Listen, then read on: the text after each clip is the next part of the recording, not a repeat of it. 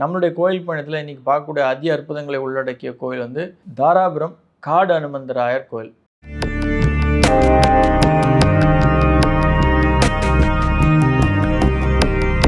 நமஸ்காரம். ரகசிய உண்மை நேயர்கள் அனைவருக்கும் என்னுடைய அன்பான வணக்கங்கள், வாழ்த்துக்கள். அடியார்கள் வாழ, ரங்கன் நகர் வாழ, சிடகோப்பந்தன் தமிழ்நூல் வாழ, கடல் சூழ்ந்த மண்ணுலகம் வாழ, மனவாள மாமனியே இன்னும் ஒரு 100 ஆண்டு வாழியே. இது வந்து ஒரு ஆஞ்சநேயருடைய க்ஷேத்திரம், ரொம்ப விசேஷமான கோயில்.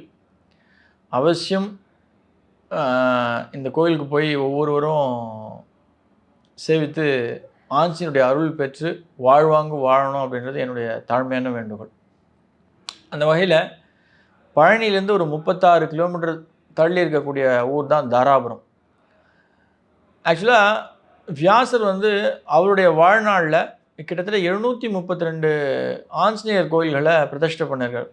அந்த வரிசையில் தாராபுரம் காடு அனுமந்தராயர் வந்து 89வது ஆஞ்சநேயர் கோயில். வியாசர் தன்னுடைய வாழ்க்கை பயணத்தில் ஆஞ்சநேயரை வழிபட்டு அவருடைய மகிமைகளை ஊர் ஃபுல்லாக, அதாவது நம்ம இந்திய திருநாடு முழுசும் பரப்பணும், அவருடைய மகிமை எல்லா மக்களுக்கும் போய் சேரணும் அப்படின்றதுக்காகவே மெனக்கெட்டு இந்த விஷயத்தை அவர் பண்ணுறார். அந்த வகையில் இந்த கோயிலுக்கு ராகவேந்தர் கிட்டத்தட்ட 48 நாள் வந்து இங்கே தங்கி உபவாசம் இருந்து ஆஞ்சநேயரை வழிபட்டதாக ஒரு ஐதீகம் உண்டு. அந்த அளவுக்கு ஒரு சிறப்பு பெற்ற கோயில் தான் வந்து தாராபுரம் காடு அனுமந்தராயர். இந்த கோயிலில் தனி சிறப்பு அப்படின்னு சொல்லணுன்னா, மாத்வார்களால் இன்றைக்கும் வந்து வழிபாடு அப்படின்ற ஒரு விஷயம் வந்து செய்யப்படுகின்ற ஒரு விஷயம். ஏன்னா ரொம்ப கிரமமாக அப்படியே ஒரு தன்னுடைய கட்டுக்கோப்போட இன்றைக்கும் வந்து வழிபாடு மேற்கொள்கிறா அப்படின்னா அது மாதுர்களால் மட்டும்தான் முடியும். அந்த வகையில் தாராபுரத்தில் இருக்கக்கூடிய அந்த ஒரு தனி கம்யூனிட்டி இன்றைக்கும், அதுவும் சனிக்கிழமையில் நீங்கள் பார்த்தீங்க அப்படின்னா, ஒரு சின்ன தண்ணி கூட சாப்பிடாம, எச்ச கூட முழுங்காமல் 12 மணி 1 மணி 2 மணி ஆனாலும் எவ்வளோ பேர் வந்து சேவிக்கிறதுக்கு வந்தாலும் அனைவருக்கும் அந்த அன்னதானம் அப்படின்ற ஒரு விஷயத்தை கொடுத்துட்டு தான் அவங்க வந்து சாப்பிட்றது வழக்கம். அந்த அளவுக்கு ஒரு கிரமமாக ஸ்ரத்தையாக பண்ணுறவங்க தான் மாத்வர்கள். அதனால தான் இன்றைக்கும் இந்த ஆஞ்சநேயர் வந்து ரொம்ப விசேஷம். 7 அடி உயரம், 3 அடி அங்கலத்தில் ரொம்ப விசேஷமாக காட்சியளிப்பார் ஆஞ்சநேயர். தன்னுடைய கால்கள் 2ம் வந்து வடக்கு நோக்கி காட்சி கொடுப்பார், கிழக்கு நோக்கிய முகம்.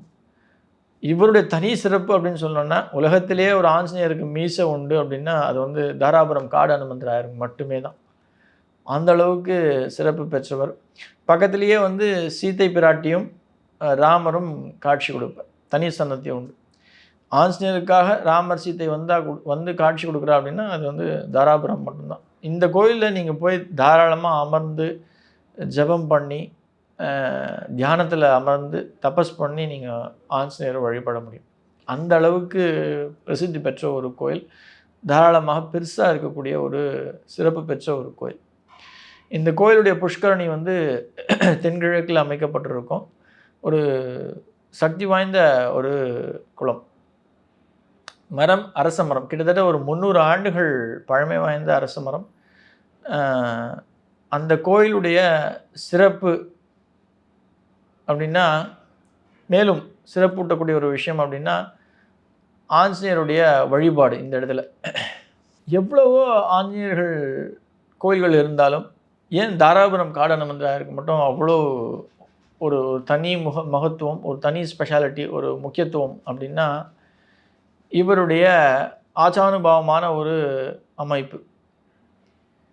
அதே போல் தனித்துவம் அப்படின்னு நம்ம திருப்பி சொல்லணும் அப்படின்னா, இவருடைய பாதங்கள் 2மே வடக்கு நோக்கி இருக்கும், நான் ஏற்கனவே சொன்ன மாதிரி. அதே போல் 4 கைகளோட இவர் வந்து நமக்கு காட்சி கொடுப்பார். இவருடைய தனி சிறப்பு இன்னும் சொல்லணும் அப்படின்னா, நான் ஏற்கனவே சொன்ன மாதிரி அந்த மீசை அப்படின்ற ஒரு விஷயத்தோட காட்சி கொடுக்கக்கூடிய ஒரு ஆஞ்சநேயர் தான் வந்து தாராபுரம் காடு அனுமந்தராயர். அதுக்கு மேலே அந்த அந்த சில்வர் உடைகள் போட்டு வெள்ளினால் ஆடை அமைத்து அவ கொடுக்கக்கூடிய அந்த பிரம்மாண்ட விஷயம் அதை பார்க்கும்பொழுதே நமக்கு மெய் சிலிர்க்கும். அப்படியே சொல்லும்பொழுதே நமக்கு அந்த அந்த ஒரு மெய் சிலிர்க்கக்கூடிய ஒரு அனுபவம் உண்டு. அதுலேயும் நீங்கள் அங்கே போய் அமர்ந்து அது அது அவள் தாராளமாக இடம் கொடுத்து உட்கார வச்சு பக்கத்துலேயே சன்னதியில் ஆஞ்சநேயருக்கு பக்கத்தில் உட்கார வச்சு அவங்கள வந்து தரிசிக்க சொல்லுவோம். அதுவும் சனிக்கிழமைகளில் சாத்தியம் கிடையாது. மற்ற நாட்களில் நீங்கள் வியாழக்கிழமையில் போகிறீங்க இல்லை செவ்வாய்க்கிழமை போகிறீங்கன்னா கூட்ட நெரிசல் கம்மியாக இருக்கிற போது நிச்சயமாக அந்த வாய்ப்புகள் கொடுப்பார்கள். ஆனால் அங்கே இருக்க டேட்டா படி பார்த்தீங்க அப்படின்னா கிட்டத்தட்ட ஒரு ஒரு 50,000 பேர் வந்து ஒவ்வொரு சனிக்கிழமையும் இங்கே வந்து வழிபடுறதா வந்து ஒரு ஐதீகம் உண்டு. நான் ஏற்கனவே சொன்ன மாதிரி ராகவேந்தர் இங்கே வந்து உபவாசம் இருந்து 48 நாள் ஒரு மண்டலம் வழிபாடு செய்ததாக ஒரு ஐதீகம். அந்த அளவுக்கு சிறப்பு பெற்ற ஒரு கோயில் தான் தராபுரம் காடு அனுமந்தராயர். நான் ஏற்கனவே சொன்ன மாதிரி பழனிக்கு மிக அருகாமையிலேயே உண்டு. இதுக்கான பஸ் வசதிகளும் வந்து அரசாங்கத்தால் செய்யப்பட்டிருக்கிறது. ஒவ்வொருவரும் தாராபுரம் காடு அனுமந்தராயரை போய் சேவித்து உங்களால் என்றைக்க முடியுமோ தாராளமாக சனிக்கிழமையாக இருந்தாலும் செவ்வாய்க்கிழமையாக இருந்தாலும் வியாழக்கிழமையாக இருந்தாலும் சேவித்து அங்கே வந்து தனியாக அக்ஷதை கொடுக்கறது வழக்கம் உண்டு. அதாவது ஆஞ்சநேயருக்கும் சீதா பிராட்டிக்கும் ராமருக்கும் வழிபாடு செய்த அந்த அந்த அக்ஷதையை வந்து வாங்கி அவங்களே கொடுக்கறது வழக்கம். அதை வாங்கி நீங்கள் வச்சுக்கிறீங்க அப்படின்னும்போது அதுவே ஒரு பெரிய மாற்றத்தை நிச்சயமாக கொடுக்கும். பானகம் சிறப்பாக கொடுப்பார்கள் பிரசாதமாக. அந்த அளவுக்கு சிறப்பு பெற்ற ஒரு கோயில் தாராபுரம் காடு அனுமந்தராயர் கோயில். அவசியம் ஒவ்வொருவரும் சென்று உங்கள் வாழ்க்கையில் பெரிய மாற்றங்களையும் ஏற்றங்களையும் பெற்று வாழ்வாங்கு வாழ என்னுடைய அன்பான வாழ்த்துக்கள். நன்றி. ஆழ்வார் ஆச்சாரியன் எம்பெருமானார் ஜீயர் திருவிழிலே சனம் ஆண்டாள் பிச்சுக்கலிங்கம் திருவிழிலே சனம் சனம் சனம்.